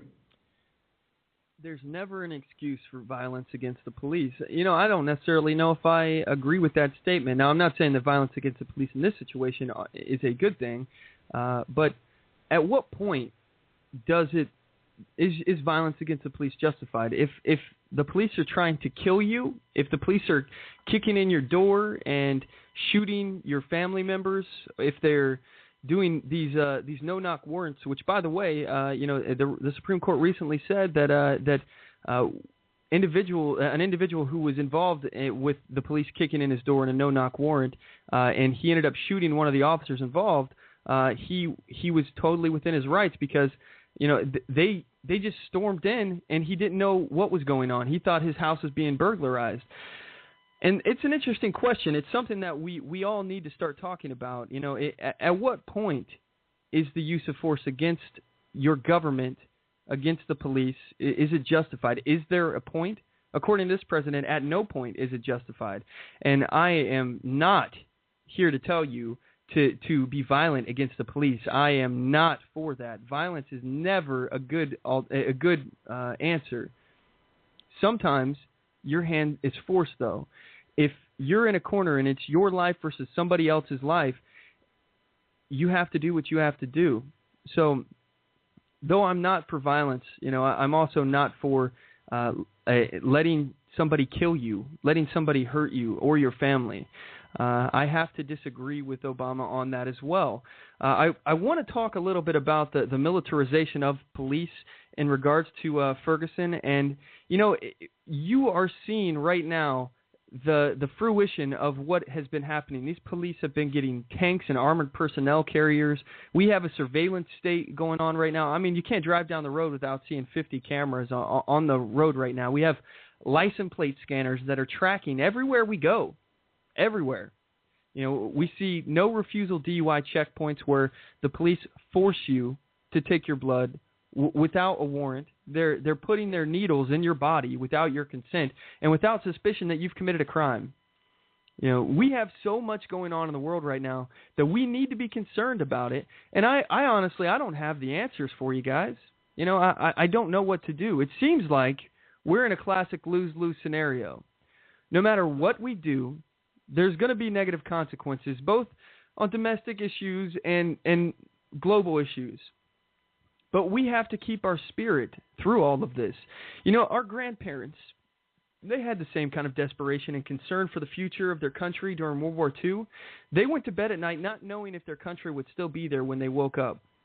But their bravery and their boldness is why we consider them the greatest American generation. And with that said, I think now is the time for us to be brave. Now we have to do what must be done. And I don't have the answers, but I can tell you this. No matter what happens, we will prevail as long as we overcome our differences, as long as we respect individual rights and keep to the founding of our country, if we try to do the right thing. Anyway, that's our show for today. I sure do appreciate everybody for tuning in. Again, we did not have a chance to get to the Weekly Defender today, nor the Listener Challenge. We will try to get to it again next week here, but anyway, I just want to say thank you for everyone for tuning in. I want to thank you guys, our listeners first and foremost, and members of the Mack Pack for tuning in week after week. Again, I want to thank our special guest, Tony Clark, for joining us today. It was a real honor and a privilege to have him on the show. Make sure you check out his show, Sounding Off with Tank and Tony, and I'll post a link on our Facebook. I'll post a link on our Facebook page for that. To get more information about our show, check us out at OnTheMoveShow.com, here at blogtalkradio.com/OnTheMoveShow, Facebook.com/OnTheMoveShow, YouTube.com/OnTheMoveShow, and Twitter.com/OnTheMoveShow. And as always, know your rights and assert your rights and get on the move.